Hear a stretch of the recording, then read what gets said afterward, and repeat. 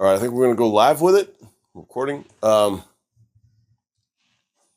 not pretending like I'm talking here, and then when he claps in, I'm like, okay, what's up?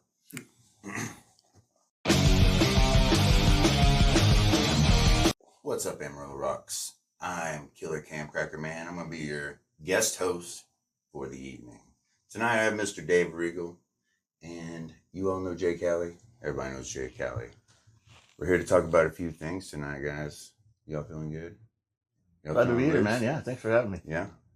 I don't live here, but This is the coolest room ever to do this in as well. yeah. Yeah, Tooley's got the right place. Sipping a little tea. I've got a little raspy throat, so pardon me. Just got done with practice. Loud and proud. So, guys, the reason we're doing this podcast, first and foremost, is for talk about Halloween, right? We're doing a Halloween show at Hoots. Your band. Let's talk about your band first. Y'all are opening up. El Salto is going to warm up for you guys, get the crowd going. We're going to go for about an hour. I think we're going to start at 9 because it's a weeknight, so we'll get the show started early. Sweater Godz is going to come on and close down the place. Who's in El Salto? So, yeah, it's Cliff Schrag, Josh Fitch, and John Lerma. 3 guys that I've literally played in bands with since we were kids. since God was a boy. Yeah, it's a bunch of guys that have known each other for a very long time and done a lot of projects together. And So pretend like nobody knows who you are for a second. I know that's really hard and impossible almost. But like you've been around in the music scene for a minute. I've looked up to you since I was in high school, personally. thank you. Yeah. You know what I mean? Since you were in the Humans. You know what I mean? And now that we're good friends, I think it's super cool. And I love that we're doing this show together. Tell the people what kind of music you're doing with El Salto. El Salto is hard to plug into a genre, really, and I think we're going to try to keep it that way, just so that we kind of have really creative freedom. But it's really just jam band, rock and roll music. It's not really any one thing. I mean, we could slide off and do a country rock feeling song or get heavier and do some heavy stuff. Although my voice isn't really conducive to metal or anything like that. Yeah. So it's I would say more Americana rock and roll. I would say it's very Americana rock and roll. Yeah. It's good stuff. It's groovy stuff. I always say Dave is Amarillo's Jerry Garcia. Oh, yeah. Tooley says the same thing. Same thing, yeah. We all, you are the heart of the scene. I appreciate and that. a lot of people feel that way. I believe I've called Dave a support pillar that holds the scene's roof up. I believe that was quote, like word for word. Yeah. I appreciate that. Yeah, that makes me feel good. Well, dude. Especially from the guys coming in this room, which are all pillars of this community as well. Well, I mean, Jerry and I have gone back to childhood as well. I mean, what were you, like 19, maybe 18 the first time I met you? I think 17. 17-ish, yeah. I mean, I think I was 22. Yeah. Y'all can't see Tooley, but he's butt naked. It's the only way, guys. It's the only way I can do this now. It's distracting as hell. Yeah. I lost a bet. We'll just leave it at that, and we're not going to elaborate anymore. So you'll be opening up. We're going to start at 9, right? 9 o'clock sharp, man. That'll be the downbeat. About an hour. Yeah. And just get us warmed up. It's going to be great. It's perfect set for us. Yeah. Just about an hour. We can fit all our strong material. Please wear your fucking costumes because I don't give a shit that you partied all fucking early on fucking Saturday for Halloween. That was not Halloween, guys. No. Thursday's Halloween. It's really not. You know it, and your fucking kids know it. And even your dead grandparents know it when they're going to come back and visit you on Thursday. So come party on Halloween and dress the fuck up. It's going to be fun. The other band playing is the Sweater Godz. You guys, yeah. That's pretty good. Tooley, the naked guy on the other side of the camera, lead guitar. This is JKali Killing Man right here, all the way from fucking Compton. Where you from, bro? I'm from Compton. Told you. And I'm Cam, Crackerman, aka Dizzle. Also Cameron Hurd. I do lead vocals and I play rhythm guitar and write most of the material. My daughter, who's not here, my coolest kid in the world, just plays bass and holds it down. And we do what I like to call grunge nouveau. You guys gonna pull any new surprises, man? Any new material? We've had a lot of time to practice. Anna had some surgery. Had her appendix taken out. Oh yeah. And so we had to miss some time practicing I gotcha. for that. So, but we do have a strong set for everybody. We're going to be very tight and, the Sweater Godz experience. Oh yeah. And You're gonna love us. You get everybody on the stage. It's not just a promise. Everybody gets Swear up to on the God. stage, man. Very tight, very moist. Oh my. Very tight, very moist. Everyone's going to Tooley. fuck with it. Everybody is going to fuck with it. For shizzle. Can you elaborate on your drum style and why it's so phenomenal? I don't even know how to elaborate on it. It's just kind of. Can you just tell us a little bit? It's just all a feeling. Like I got to a point where I stopped thinking about it. I started feeling it, and it felt good. So if it feel good, Yeah. From a spectator's perspective of watching Kali play, he is channeling something. Yeah. I mean, when he's going, it's just pure love, and you can see it in his face, and his eyes, and his movements, his rhythms, and he's a big part of it, man. Watching that guy get down back there is fun in both bands, man. I love it. Yeah. Oh, for shizzle. But I have one more question for you real quick. I've always been curious. At what point did you know you were better than everybody else at drumming? Like, was there like a moment you remember? I didn't even know that. Or you just always known? This is my first time finding out about this. Oh, you didn't know? What a modest man. I don't believe you, but very interesting. Yeah. That's a good answer, though. Everybody knows that Cali's been like, he's infuriatingly talented. Yeah. Like for the rest of us that have been doing this all of our lives, this kid that comes up from Compton nowhere, and all of a sudden Compton's not nowhere. And he makes all this badass shit out of nowhere. This naked guy just Guys, nowhere. hang on, man. I'm gonna focus on Cali for just a second, because Cali is a fucking songwriter. He's a fucking producer. Yeah. He makes badass hip hop, badass folk music, acoustic, and he plays drums like a motherfucker. Mm-hmm. So this dude is impossible to fucking beat. And it's been a fucking honor to man have in him the in the room. I band. always say that. Good looking too, man. I mean, just keep the camera on The him. devil be Yeah. the Lord. Thank you. He's Back clearly up. the best looking one of all of us. Just keep the camera over there. It's pretty close. Somebody else probably. I'm not including myself in this conversation. And Fair they enough. naked Tooley Fair is enough. I a didn't close realize. second, man. I can see you naked right now. Yeah. It's a close crazy. second, man. I'm glad Crazy it's distracting. warm in here. So anyway, we're grunge nouveau. It's like got like a feel of like Pumpkins and STP and Nirvana, and fucking you're gonna love it. We're gonna be spooky. You know what I mean? We got some fucking witch chants we do. We got songs about voodoo, all that good shit. So yeah, dress up and come see the fucking show. It's $10. It's at Hoots, and it's on fucking Halloween.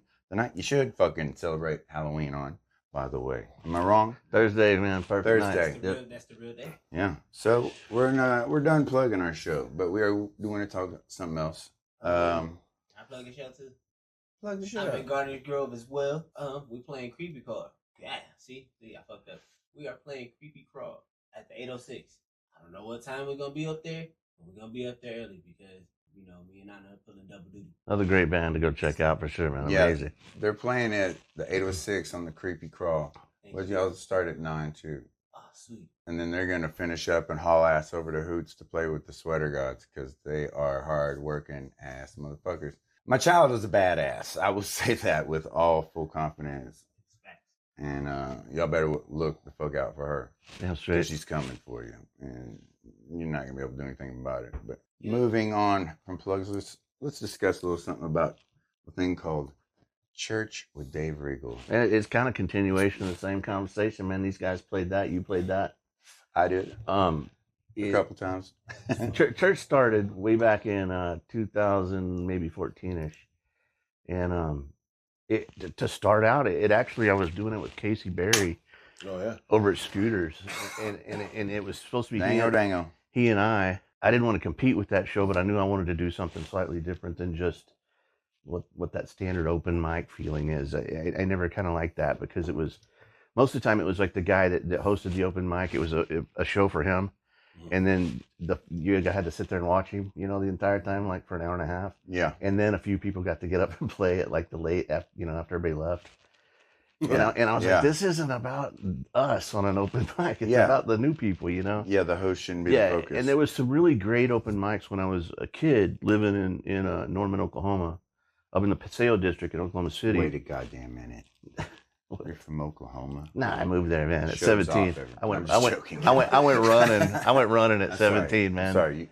But there was some great, like, real jam open mics up there, and so I kind of got the idea from that, and took it over to you. Yeah. And you owned Leftwoods at the time, and you were basically like, yeah, do what you want. Yeah. And that evolved out of that. There were nights it was a complete utter shit show. Lots of nights. The first couple of nights were a little disorganized, but we were like, hey, let's do this right if we're gonna do it. Yeah, we got it together, Let's and not look like foolish people. and where Tooley played it, everybody played that show. Everybody that was anybody. If but you wanted to play in Amarillo, you started showing up to play there. At church night, yeah. Because if you were any good, someone would notice you and then would vouch for you to get you a gig at Leftwoods or at a Golden Light or anywhere else. You know what I mean? Right. And we didn't do a whole lot of full bands most of the time because it was a lot of changing up, but we evolved into like having more of backlining and house musician. We did some like if somebody would come in and swing in a cajon or something that would work. But yeah, most of the time we like to keep it intimate and I always loved everybody to shut the fuck up and paid attention. But there were some brilliant moments through those years, absolutely. And so many of them. Yeah, I've got pictures of 30 people on stage all singing together. But that was once a week. It was a lot. Coming back and doing it now, it's more like I want to do this maybe one-offs every few months, and really give it time for things to kind of change in between shows, and make sure that the new fresh talent that's coming up, because it always is. Because you've always been a cultivator of new talent, man, and for sure. It happened. I mean, you had some veterans at this show like me and you. By the way, our set at that show, Cliff fell down on the way out. Nobody noticed. They just thought Cliff was dancing. On the way out the door, he literally fell down and smashed his head against the ground. I thought you were dancing. And was seeing like stars and anyway, for some reason, like, he was a half step off for the first two songs, and understandably, I finally just like, let's play the Dead. We all know it with like our eyes shut, but we didn't do so great. But that's not the point of it. Who cares? Yeah. Nobody remembers, except me. And but Gardens Grove came on and killed it. Yeah, Gardens Grove. Tyler Van Valkenburg came on with Gary Wayne. Blew me away. You would have known that they hadn't played together for 30 years. They threw the fuck down. Chris Ford, amazing. That girl has grown, and her talent is incredible. Benny Miller, mind blowing. Watch out, she's coming. Benny. She's going places, man. We recorded some stuff with her here. Really? Yeah, I tracked her a couple weeks ago. I think that she's going places. Yeah, look out for her. You can tell that, like, when she's singing from right at the heart. Yeah. Like, you can just see it. Yeah. In her eyes, and when she's singing, like, that's all from the heart. You know what I mean? Incredible. Yeah. That's Kurt Bedingfield from he was based out of Panhandle originally, and now he's in Salida, Colorado. That guy, man, he came on with his son, and Gary Wayne played with him as well. That guy could play the Ryman tomorrow. It was incredible, and just really great moments that happened. But these days I'm trying to really kind of produce a show to where it's not like an open mic. It's not at all. It's not. It's me trying to find sign up for it. Some really brilliant talent. Yeah, you don't show up to church night with a guitar and be like, "What can I go on?" Like, you know what I mean? Like, Dave announces it, and then you better message him because it's going to fill up. It filled up in 90 minutes this time, and I think it'll go faster. 5 hours. Yeah. I'm going to shorten that. I think it's a little too long. It is marathoning. I think a little, maybe 3. I tried to start it earlier, man. I thought maybe that would fix it, but I am going to shorten that thing. Maybe if it was like on a Sunday. 3.5 hours. I don't want to change it. Yeah, I feel like Wednesday. Church was always Wednesday night, They have church on Sunday too. Yeah, I don't know. I don't want to compete with church. But I don't know. I'm thinking about how to make it a little more palatable, and maybe even to where I can extend the sets maybe to 20 or 25 minutes as opposed to 15, because that's that was a quick turnaround. So that it's- was the first time you'd ever done it there, and I thought for yeah. that it Hey, went very shout well. out to Good. Sunset Underground as Yeah, well, they man. did a very good job. Yeah, those guys, hosting it. Jarrett and Tony and their families. That's a really cool venue, and I'd they are never been there down. before. They are down with live music and down with anything that's good. And Jarrett's even got that studio set up or that sound system set up to where he can record the actual tracks and hand you the stems. To where you can come home and stick them Then into it's Logic yourself. Pro or your Yeah. Ableton or whatever you're using. Yeah. And actually overdub it and probably come out with a pretty cool live feel And that's pretty cool. recording. And even with the drums, he can use a digital drum set and use those as triggers. So you can pick a drum set and get a clean sound. It's your drummer playing, Mm-hmm. but it's digital production of it and the live stems and mix them and probably get some really So interesting we did sounds. with that when Loudmouth played Bear Fest a couple years ago. We triggered all the drums, and it was kind of weird because like when we went back to the live playback, the drums sounded like shit live. I mean, they sounded okay out front, Yeah. but the recorded drums sound live. So we're like, all right, so we reamped the drums basically, and found a kit that sounded good on it, and You got a recording? yeah, I got a good recording of it. But I didn't have to do shit. Like we really just sucked another drum kit back in digitally, and it sounded fucking great. Yeah, you just find out what the best feel is. Yeah. Plus, you still have, I mean, like out front, as far as the live sound, they're still getting a live mic sound of your yeah. drums. So, I mean, live, it has no effect. You catch the moment, and Yeah. then, you know, if you're trying to go back and catch the recorded feel, you can catch a recorded feel in a way that gives it justice. What a cool thing for like the church night folks. You know, if that's their first show or their first big show, Yeah. They can actually take tracks home with them. Yeah. And work Very with that and start working that out. And Good way to just get something to put out evolving there. their You know what I sound. mean? Exactly. Get something out. You Start gotta have somewhere. something to, Dude, all that re-mic stuff started with the death metal guys. That sounds crazy, but like all of those guys are so fucking particular about their tone. Right. You know, so like they will reamp the guitars, they'll reamp the bass, they'll reamp the drums. Like I've had Cunningham send me samples of Bear the Mark stuff where it's the exact same song, but they remiked everything, and it's all done digitally. So, hey, it's done with this rig, and all of them sound amazing. They all sound different. And how the fuck do they do this? You know, this would be such an undertaking doing it like live track and moving mics around, all that other stuff. These guys do it digitally, and it's fucking badass. It's a precursor to AI doing it. You know, Right. yeah, it's crazy. AI needs to stay the fuck out of music, and it's not going to take over. And It does lead us. it's going to be for toddlers. Oh, AI is horrible. It's going to be for toddlers, I- and that's basically written by AI. I hate AI art and Uh, photography. It's just you terrible. know, it's. We'll see what happens. We're not going to know what's going to happen. We probably can't imagine what it's going to be. It may suck now, but it's going to But, be indiscernible. Tooley, I do. I just want to just say, you did say I was the guest host. Yeah. And I kind of feel like it. You're just clipping my big toes here. I'm trying to have an interview, and Fair enough. you just. That's a good point. I mean, first My you're bad. naked, and now you're just kind of. This episode of the podcast is brought to you by Creepy Clowns. That's right, Creepy Clowns. Just kidding. It's brought to you by Hoots, Sweater Godz, and El Salto. This Thursday night Halloween at Hoots. Anyway, My house. So it is your house, and I abide by your rules, sir. I do abide by Sorry your about that. rules. You're right. I mean, with all due respect, Dave, I do have a question. Yeah. When is the next time you're doing church? Great question. I don't know. I'm gonna let the holidays pass. Not 'Cause the I'm- best answer. I'm gonna let But- I do have a plan. Sound like every politician I ever heard now. Or no, just one. I do have a plan.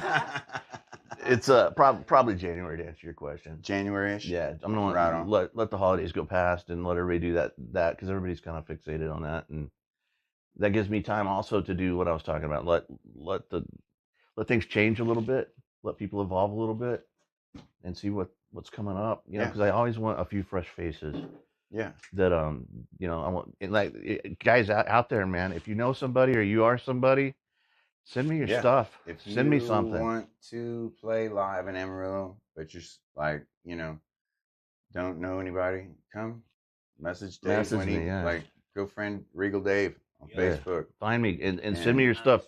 And I'm not promising, man, that I'll put you on. I don't know. There's a lot of people, but if it's good and it's great, you're on, and you're gonna get to play for a lot of people. Maybe you wouldn't typically play for if you're just playing certain scenes, because this show brings in a lot of different people from a lot of different bands and a lot of different backgrounds, and so you get some more Yeah, exposure. it's not genre specific. Yeah. Is that at all? I think Kali should be up there next time. Get him. Yeah, Okay, you doing got a you got a variety slot, show. man. I'm down. Yeah, you're in. Fucking prime time. Yes, sir. Prime time for the man. I'm putting you on the spot and shit. Well, we did church plug. Now we want to talk about some stuff still. You wanna do something else? Let's change gears just a little bit because I want to talk about something. Last night I witnessed something. I walked in to a cover band from Austin, Right. and they were what sounded like a very good job, and they were doing a good job with they had choreography. The vocals were amazing.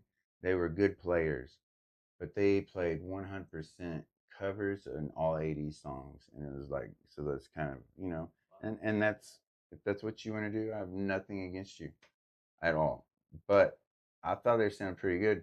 Then I walk over to the soundboard and find out that they have a backing track going.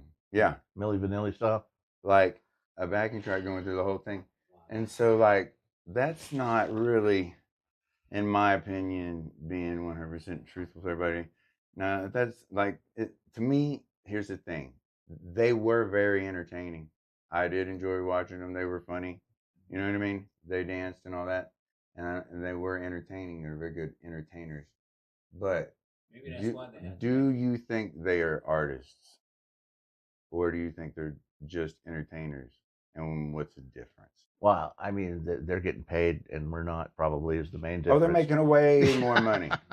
Way more money. Yeah, I don't know. It's not even comparable. But yeah, you told me this story earlier at lunch today, and one thing that you told me that kind of really like struck the bell on it was that the sound guy actually pulled the sound down all the way, all the faders, and the music was still there.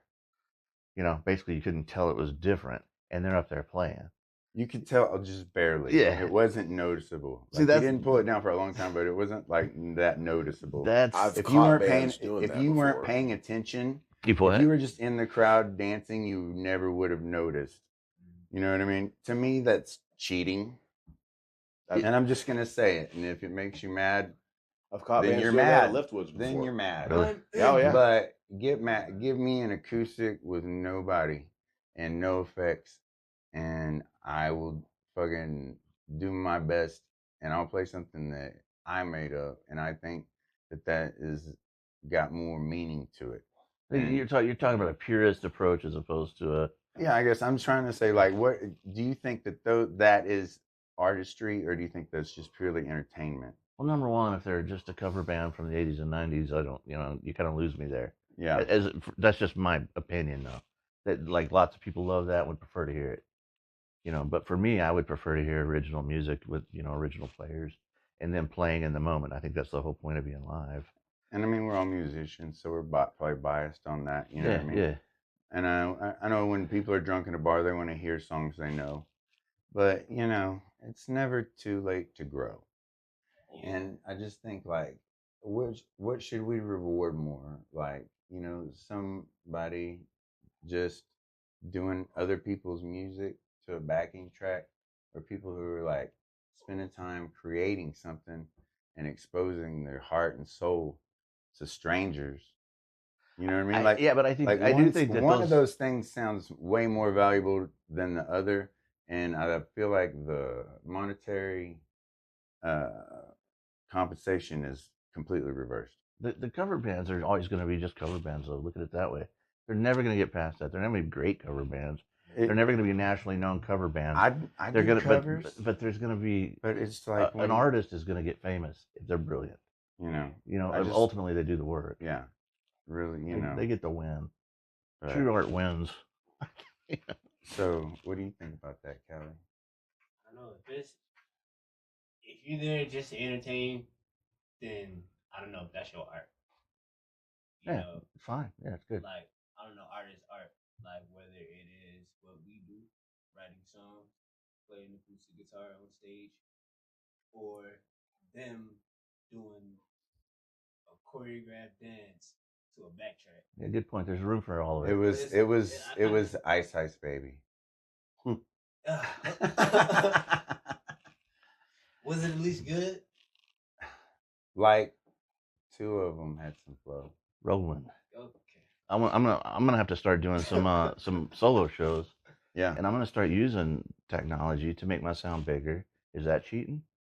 No. Using a looper or No, using I don't think that is because you're creating it right there. You know what I mean? yeah, you can also save them and replay them just like those guys are doing. Yeah. Well, know? here's the thing. Like, if you make I don't have anything against a backing track if you're not trying to, like, If you built it, front it. You know what I mean? Like, if you say, Kelly makes his own beats, you know what I mean?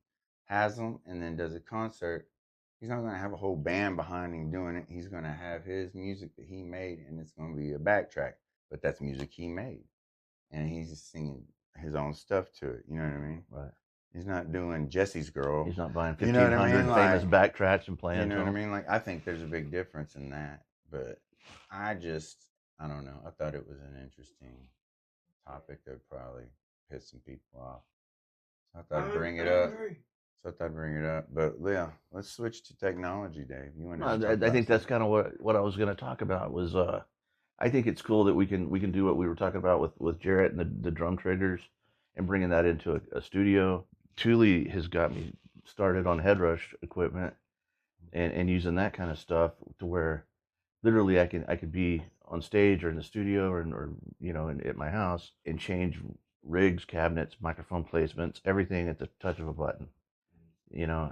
Vocal processing, and I'm taking advantage of all this stuff right now, trying to get ready for an acoustic show, so I don't just sound like a dry ass guitar and a voice out there. And sound wise, it's so convincing. Like everything's so good. Yeah, that's the thing. You can fuck around with all these rigs. Fine. Like back in the think day you when the just shit was have- all digital, though, it sounded digital. Like right now, it you was can't super thin. Yeah, you can't discern the difference between that and Yeah. a live rig.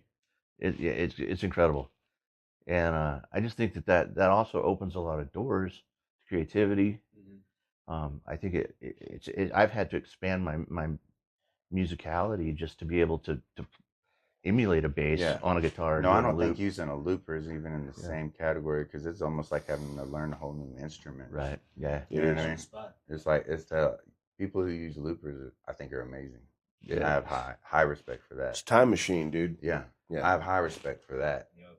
But, if you want to play White Wedding, learn how to play White Wedding. Right. I see where you're coming from with it. Like, at least take the time out to learn it. I don't know. I'm just hating. Let's be real. I'm sorry. I see where you're coming from though. 'Cause I take the time out to learn it. If you're gonna do it, cool. You don't have to do the damn dance. Just learn it. When you think about art, the way like a visual artist, a painter, a sculptor creates, they are decorating space. But as a musician, we are decorating time. That's all we've got is a way to take a segment of time and make it sound a certain way. I feel like we're almost decorating the insides of people's minds too. Yeah. You know what I mean? Because when music gives you like pictures that you don't necessarily see, but it's it's a thing we can't really have words for. You know what I mean? It's very And very it much can take human you to a perception. place. There's no way I could write a song that any of you guys would really know what I was talking about. Oh no, that's the You know, greatest thing but about you got to hit a human condition within everybody, is and then you kind of win. If you don't, you lose them. Even if the artist tells you what the song's about, it's still gonna mean a little bit different. Yeah, to I hesitate to even do that. You know what I anymore, mean? man. And I have a theory is like, I don't ever tell people what songs are about unless they ask me because I want it to mean whatever the fuck it means to them. That's really what matters. Yeah. I got a question. What made y'all want to do music? Man, we ain't got time for that. Well, hang on. Music, I can tell you that real quick. I watching my uncles playing guitar when I was growing up, but I remember the first time I knew, like I said, I'm learning the guitar tomorrow. Is I was like 11, maybe 12 years old, and I had stolen Nirvana Nevermind, and I fucking was gonna listen. I wasn't allowed to listen to it, but I had a cassette player, and I put it in, and I put it in backwards, and I started it on Polly instead of Smells Like Teen Spirit, and so it was just like don't in that acoustic guitar, just that rhythm. I was like, that is the coolest thing I've ever heard, and I've got to learn how to do it immediately. Yeah. And that was my moment right there. What about you, Kali? I got a lot of noise in my head. Yeah. And when stuff comes out, it comes out kind of like word vomit. But music is kind of that. Here's a piece of what's going on in my head. Here's what I can make sense of. Something you can structure. Yeah. Here's a piece. Here's a piece in my brain. Yeah. There you are. Yeah. I think for me, it's very similar to you. It's very much a way to channel emotion. Say the things that I can't say without. Exactly, things that I can't talk about really. Yeah. Maybe I can write a song about it, Man. and that's a total therapy for you. Yeah. You know, Sometimes I don't even know what a song's about until years later. right? Yeah, it'll change sometimes. I've written songs that I was like, I don't really know what it's about, and it was then like years later, I'm like, oh, that's the fuck that was about. Yeah. and you know So the thing about being the how did that songwriter, happen? thing about being the That's songwriter you is know, you can change them. But that's You know, music. like if I got something from 2 years ago, and I want to just take it creatively slightly different, it's my song to do that with. Mm. You know, so I've taken songs and completely adjusted them. You know, just to make it flow better, or maybe feel more right, or maybe have a more clear answer. You know, in the entire song. But yeah, it's a good question, Tyler. Great question. Guys, I think we're about out of time, but I had fun. This is good, We man. got a good. It's always good to hang out with smoke, you guys. good I wish chat. Jerry would put his Guys, clothes back don't. on. Yeah. He gets to put his clothes back on now. Yeah. I hope so. Goddamn. Fucking don't forget Hoots this Thursday, Halloween. It's gonna be fucking rock and roll. What time's the doors? Doors are at $8, $10. Show starts at 9. It's 21 and up. Costumes encouraged. Costumes are highly encouraged. I think there's going to be a costume contest. I'm not really sure. You need to check online on that with Hoots because they haven't told me. Now, I something I haven't told you guys yet is that we do have a website up and running. It is sweatergodz.com. All right. We got Yes. OnlyFans? Yeah. Yeah. Oh, it's just the stuff that you and I did, but I mean, yeah. But SWEATERGODS, or sorry, GODZ, fucking sake. Guys, we're going to wrap it up. Amarillo fucking Rocks podcast. Thank you, Tooley, for letting me special guest. Don't forget to like. Don't forget to subscribe. And don't forget to come to the fucking show. When are we going to see ya? Halloween, baby. Thursday. Good night. Goodbye.